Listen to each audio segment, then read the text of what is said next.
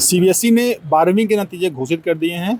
85% से ज़्यादा का रिजल्ट है इस बार का, लेकिन पिछले साल की तुलना में 3% के आसपास की गिरावट दर्ज की गई है।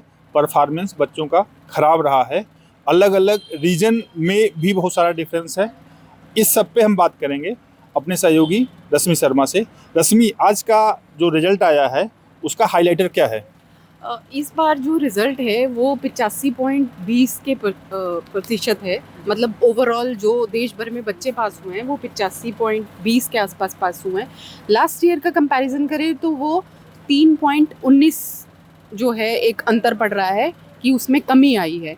जब हमने इस पे बोर्ड से बात की तो उन्होंने इस पर कोई ख़ास कारण नहीं दिया कि एक कमी क्यों आई है, क्योंकि पिछले 3 साल पे हम नज़र डाल रहे हैं तो इतना कभी गिरावट दर्ज नहीं हुई। बाहर से ये कहा जा रहा है कि शायद जो बोर्ड ने इस बार ओएसएम प्रणाली को लागू किया। ओएसएम प्रणाली का जिक्र कर रहे हो, तो ओएसएम प्रणाली है क्या ये? क्योंकि ये शायद पहली बार इंट्रोड्यूस हुई है। हाँ, पहली बार इंट्रोड्यूस हुई है, तो हमारा जो व्यूअर है वो समझ ले इसका ये प्रणाली क्या है, ये सिस्टम क्या है और किस लिए इस सिस्टम को इम्प्लीमेंट किया सीबीएसई ने, ये भी जानना जरूरी है। 12वीं से इसकी शुरुआत की गई है, जो कि इसी के साल के रिजल्ट से। ओएसएम मीन्स की ऑन स्क्रीन मार्किंग सिस्टम, जिसमें पूरा जो मूल्यांकन प्रक्रिया है वो डिजिटली है। जो फिजिकली पहले टीचर्स के बंडल चेक होते थे कॉपीज़ के, उस तरह की नहीं है। एक तो कॉपीज़ बच्चा बहुत ज़्यादा बैठता है 12वीं क्लास में, 18 लाख से ऊपर के आसपास बच्चा होता है, और फिर कॉपियों की संख्या भी लगभग 1 करोड़ के आसपास हो जाती है। तो बोर्ड को बहुत ज़्यादा टाइम भी उन कॉपीज़ को चेक करवाने में लगता है। तो बोर्ड का ऐसा मानना है कि इस सिस्टम के आने से एक तो समय की बचत हुई है, फिर पर्यावरण के लिहाज इसमें से किया क्या है, मतलब किस तरह से इसको इम्प्लीमेंट किया है? जैसे कह रहे हो कि फिजिकल जो बंडल थे वो नहीं जा रहे हैं, इस बार नहीं गए हैं, तो बंडल न देके क्या दिया है सीबीएसई ने टीचर्स को जो मूल्यांकन? ये सारी कॉपीज़ पहले डाउनलोड करके स्कैन की गई हैं। उसके बाद इन्हें 6000 अलग अलग सेंटर जो कि बनाए गए थे देश भर में, और इसमें जो है करीब 7,000 के करीब इवैल्यूएटर्स लगाए गए थे जो कि इनको चेक करने थे। तो वो कॉपीज़ उनके सिस्टम पे पहुंच गई और वहीं पे उन्होंने चेक की, वहीं पर वहीं मार्क्स दे दिए गए, वहीं अपलोडिंग हो गई। सब कुछ मैनुअली ना होकर सारा कुछ ऑनलाइन हो गया। तो कैसे, जैसे जो कह रही हो कि जो एक्सपर्ट कह रहे हैं इस सिस्टम को, इस रिजल्ट के डाउनफॉल की एक वजह बता रहे हैं, तो इस सिस्टम ने किस तरह से रिजल्ट पे इम्पैक्ट डाला? दरअसल इसको कारण ना तो बोर्ड बता रहा है ना तो टीचर्स बता रहे हैं, और ऐसा आ रहा था कि रिजल्ट देर भी इसी के कारण से हुआ, जबकि बोर्ड अक्सर पिछले कई सालों से 13 या 14 के आसपास ही रिजल्ट को जारी करता है। देरी तो नहीं हुई? देरी तो नहीं हुई, जो कि कहा जा रहा था कि देर हो गई और बच्चे बहुत इंतज़ार करें, जबकि पहले बोर्ड जो है 5-6 साल पहले तक 20 से 21 मई के आसपास तक रिजल्ट निकालता था, जो कि धीरे धीरे करके 10 से 14 के बीच में कर दिया गया, और 3 सालों से ऐसा देखने में आ रहा है 13 या 14 को ही वो रिजल्ट निकालता है। अब इसमें एक चीज़ सामने ये आ रही है कि इस बार बोर्ड ने ग्रेस मार्क्स उस तरीके से नहीं दिए हैं। ऐसा बताया जा रहा है कि ग्रेस मार्क्स उस तरीके से नहीं मिले हैं बच्चों को, जिसके कारण शायद ये जो गिरावट देखी जा रही है वो शायद वो हो।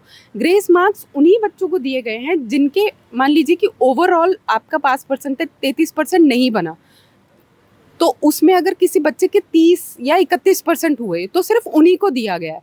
तो जो पहले नंबरों की होड़ होती थी कि कहा जाता था कि सीबीएसई जो है नंबर बांटता है और किसी को भी कितने नंबर आ जाते हैं, तो वो शायद उस ग्रेस मार्क्स की सख्ती के कारण लग रहा है कि उस वजह से वो कमी देखी अच्छा, गई। ये तो रहा सिस्टम। अगर हम परफॉर्मेंस की बात करें तो किस सब्जेक्ट ने सबसे ज़्यादा स्कोर किए हैं?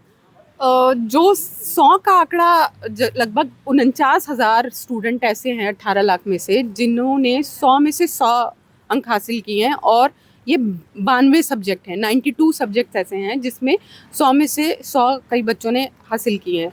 इसमें सबसे ज़्यादा जो 100 नंबर लिए हैं वो पेंटिंग और हिंदुस्तानी म्यूज़िक है।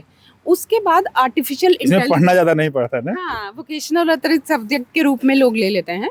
और आर्टिफिशियल इंटेलिजेंस को देखा जा रहा है कि वो बहुत तेज़ी से, पिछली बार भी 2000 से ऊपर बच्चों ने जो है इस आर्टिफिशियल इंटेलिजेंस में 100 का आंकड़ा लिया था, और इस बार भी आर्टिफिशियल इंटेलिजेंस 100 का, और हाल फिलहाल 3-4 साल मतलब पहले ही तेजी से मार्क देने वाले सब्जेक्ट के तौर पे ग्रो कर रहा है ना? हाँ AI? हाँ, जो एक मैथ्स का डर होता है बच्चों में कि क्योंकि लेना होता है इंजीनियरिंग के लिए या आगे की फर्दर स्टडी के लिए, तो 1283 ऐसे बच्चे हैं जिनके मैथ्स में भी 100 में से 100 नंबर आए हैं। और साइंस के भी कुछ सब्जेक्ट ऐसे हैं जिसमें बच्चों के, क्योंकि ये वैसे भी माने जाते हैं स्कोरिंग सब्जेक्ट हैं, ये हाँ, तो साइंस हो गया, मैथ हो गया, स्कोरिंग होता है। साइंस, फिजिक्स, बायोलॉजी ऐसे सब्जेक्ट्स रहते हैं जिसमें बच्चा अच्छा स्कोर कर ही लेते हैं अगर पेपर अच्छा हुआ है तो। रीजन वाइज क्या परफॉर्मेंस है? रीजन वाइज हर साल की तरह साउथ के जो स्कूल्स हैं दक्षिण भारत के, उनका दबदबा बहुत अच्छा रहा है।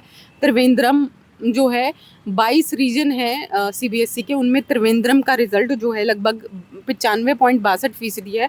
उसके बाद चेन्नई है जो कि 93 से 94% है।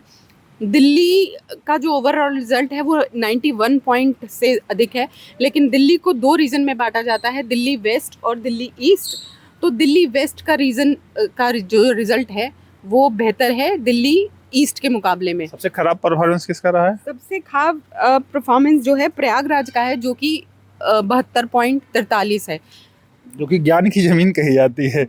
यूपी में कहते हैं कि ये ज्ञान की धरा है। 22 जो रीजन है उसमें से 10 रीजन ऐसे हैं जिनका जो परफॉर्मेंस है वो सीबीएसई के ओवरऑल पास परसेंटेज से भी कम रहा है, मतलब वो 85% से भी नीचे है। अच्छा, जो करीब 15% बच्चे नाकाम रहे हैं उनके लिए सीबीएसई ने कुछ गाइडलाइन जारी की, कुछ सलाह दी हो? अभी जो है उसके लिए सप्लीमेंट्री एग्जाम, जिसे पूरक परीक्षा बोर्ड की ओर से कहा जाता है, वो जुलाई में होगी, जिसमें बच्चा अपने प्रदर्शन को सुधारने के लिए बैठ सकता है।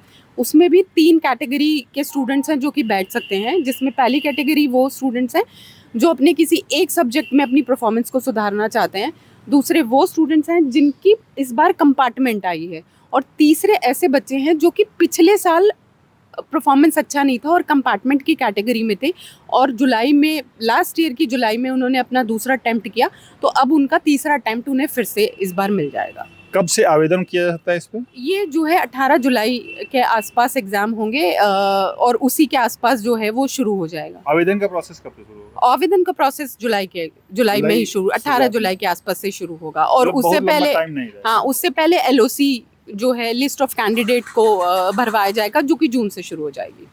तो अगर 12th में नंबर कम है आपका तो उससे परेशान होने की ज़रूरत नहीं है।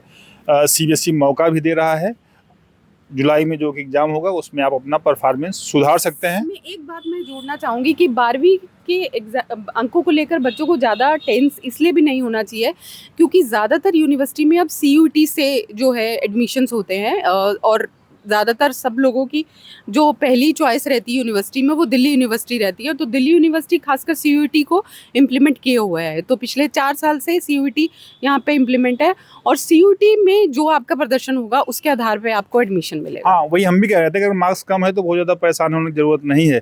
एक तो ये कि सीबीएसई एक मौका देगा जिसमें आप अपनी परफॉर्मेंस सुधार सकते हैं, और फिर इन नंबर्स का आगे की पढ़ाई में बहुत ज़्यादा रोल इसलिए नहीं होगा कि अगर आपको ग्रेजुएशन में दाखिला लेना है तो सीयूटी से आपको परीक्षा देनी होगी, उसके मार्क्स से आपको वहाँ पे दाखिला मिलेगा। अभी के लिए बस इतना ही। वीडियो जर्नलिस्ट भूपेंद्र सिंह के साथ मैं संतोष कुमार, अमर उजाला के लिए नमस्कार।